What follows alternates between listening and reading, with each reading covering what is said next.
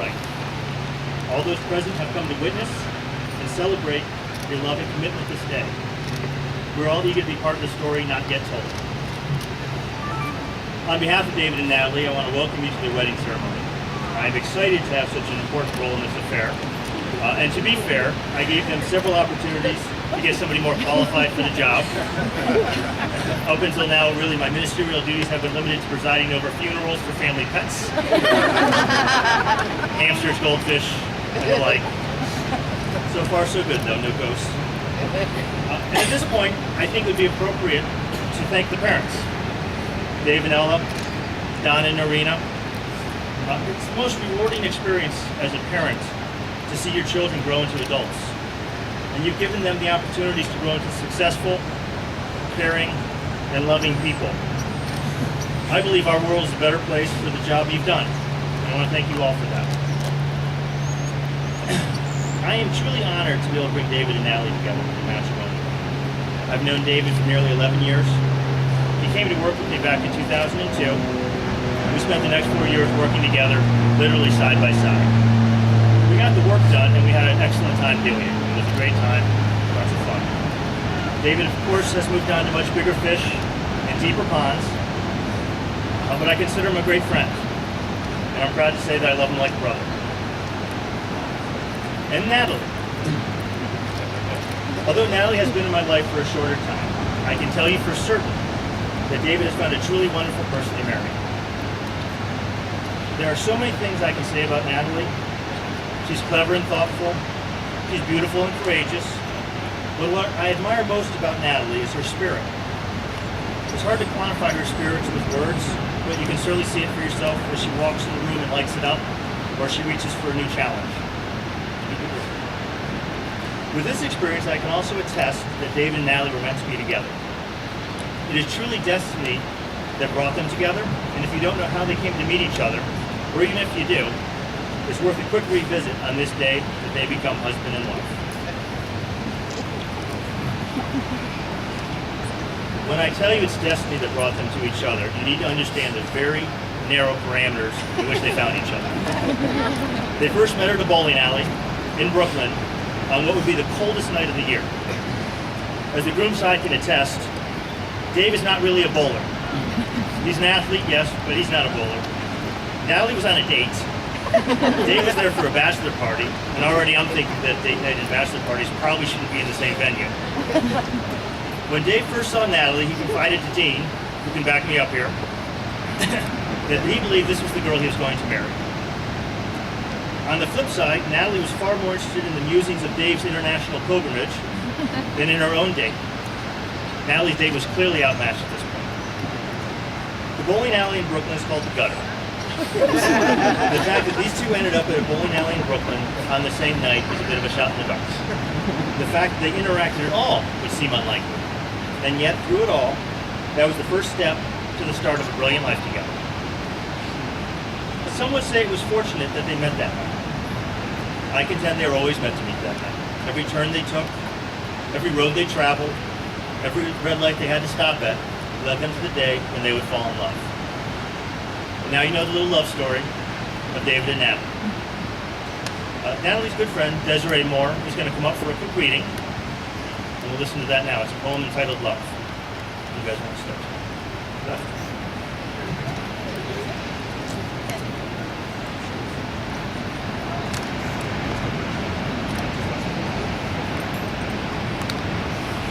Love by Roy Croft.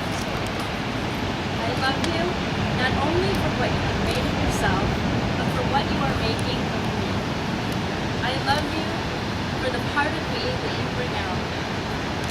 I love you for putting your heart into my heaped up heart and passing over all the foolish, weak things that you can't help dimly seeing there, and for drawing out into the light all of the beautiful belongings that no one else had looked quite far enough to find. I love you because you are helping me to make of the lumber of my life not a tavern, but a temple. Out of the works of my everyday, not a reproach, but a song. I love you because you have done more than any creed could have done to make me good, and more than any fate could have done done it without a touch, without a word, without a sign. You have done it by being yourself. Perhaps that is what being a friend means, after all. I love you both. Thank you, Desiree. That was beautiful.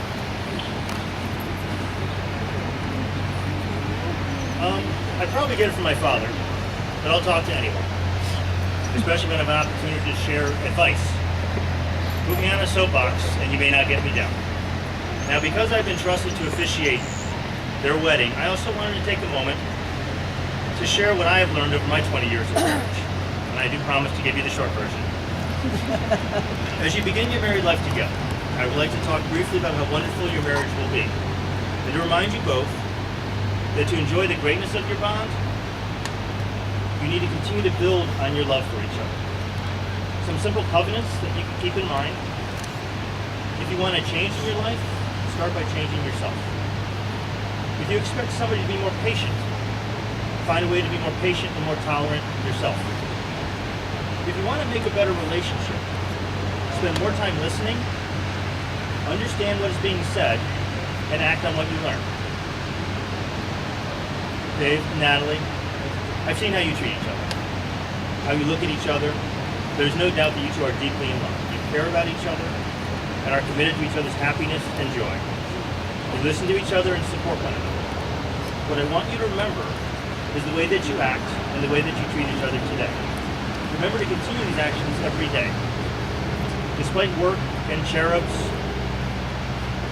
and all the other distractions and problems that we face every day, remember to be there for each other.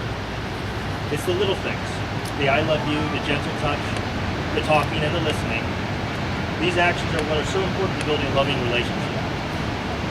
As you embark on your journey of marriage, vow that you will always step up to say you're sorry or you were wrong. Tell each other when you're proud and when you're thankful. Don't wait for them to read your mind and figure it out. Remember, the only person you should try and be better than is the person you were yesterday. Although it may sound simple, I believe love is truly a garden. The more nurturing and attention it receives, the greater it will bloom. Before long, you will find you have a marriage that will teach others how to love. You will have a marriage that will teach your children how to love. Now we get to the fun part. It's the I do's. It's the best part of the whole ceremony. So listen carefully to these words, understand them, and believe them. Now, Dave and Natalie have prepared their own vows, and they're going to share them with us, nice and loud and clear into the microphone so everybody can hear over the surf. I'm going to ask Natalie to read hers first.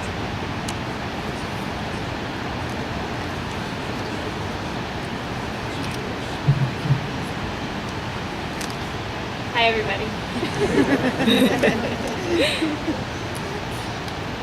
I, Natalie, take you, David,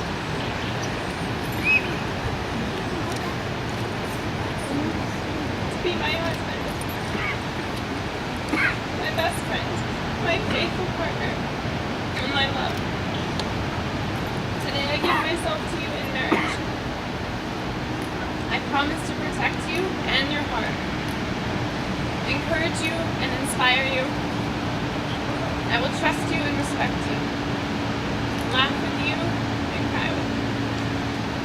I promise to comfort you in times of sorrow and struggle, when life seems easy and when it seems hard, when our love is simple and when it is complicated.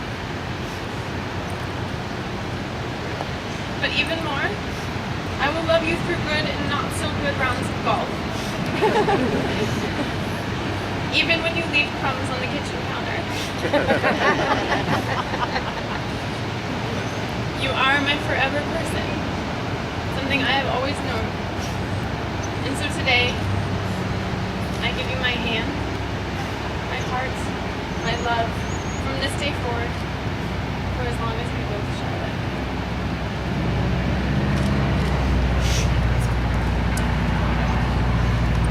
Hi, everybody. I, David, take you, Natalie, to be my wife, my best friend, my faithful partner, and my love. Today, I give myself to you in marriage. I promise to protect you, encourage you, and inspire you. promise to laugh with you. I promise to comfort you in times of sorrow and struggle. I promise to love you even when you leave all the lights on in the house.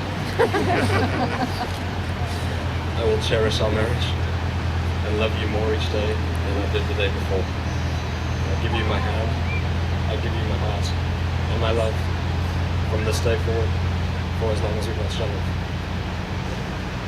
Very nice of you.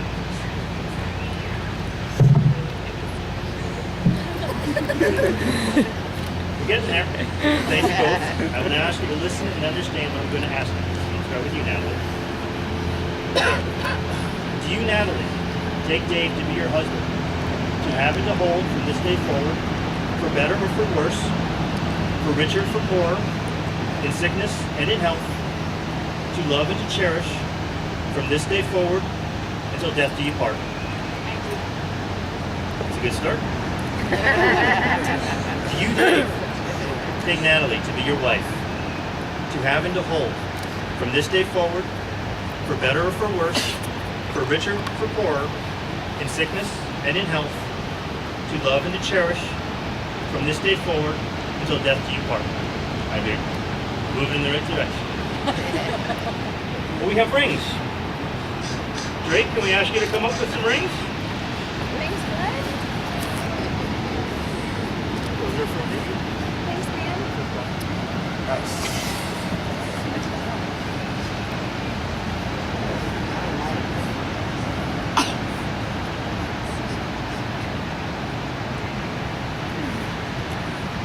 I will now have Dave and Natalie seal their vows with their wedding rings. Natalie's going to start with you, ladies first. Will you take this ring and place it on David's finger? Grab it, place it on there, and you're going to repeat after me. Go ahead and slide it up. David, I give you this ring. David, I give you this ring. As a visible and constant symbol As a visible and constant symbol of my promise to be with you my promise to be with you for as long as I live. for as long as I live. Dave, will you take this ring? Slide it on Natalie's finger.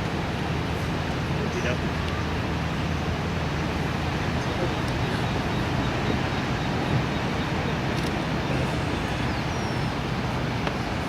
Natalie, I give you this ring. Natalie, I give you this ring. As a visible and constant symbol As a visible and constant symbol of my promise to be with you of my promise to be with you for as long as I live. for as long as I live. Wedding rings are made precious by our wearing them. The rings say that even in your uniqueness, you have chosen to be bound together.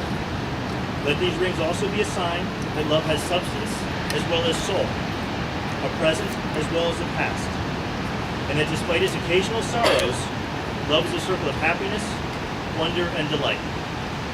May these rings remind you always of the vows you've taken here today.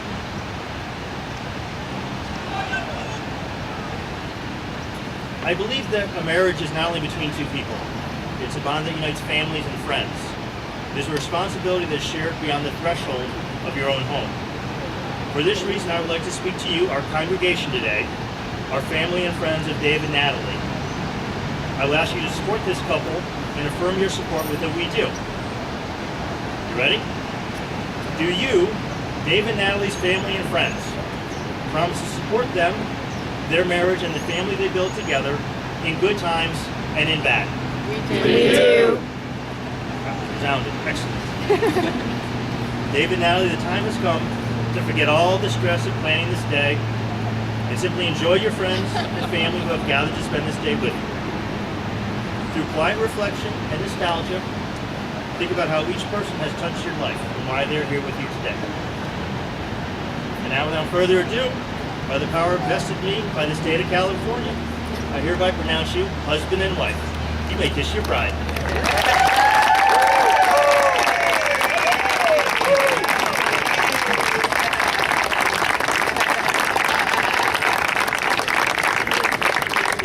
Good work.